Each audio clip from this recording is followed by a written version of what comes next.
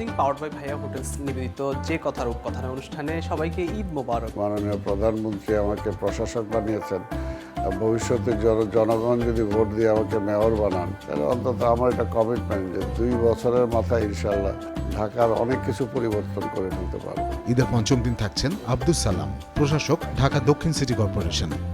অর্থাৎ আমি যখন যেটা করি 100% সিনসিয়ারলি করি। ভাবি আপনার কাছ থেকে শুনতে চাই যে আপনি অবসরে কি করা হয়? যে আমি ঘুরতে খুব পছন্দ করি। আমি চাই যে সারা পৃথিবীটা আমি দেখব। মানে ভালো লাগার বিষয়টি হচ্ছে যে ভ্রমণ করা। দেশের যে স্বাধীনতা অর্জন করেছি যুদ্ধ করে, সেই স্বাধীনতাকে রক্ষা করার জন্য দেখবেন রাত 10টায় শুধুমাত্র দেশ টিভির পর্দায়। আপনি যদি বলেন নিজের জীবনের শেষ সময়টা কিভাবে কাটাতে চান? ওই এখন যেমন কাটাচ্ছি।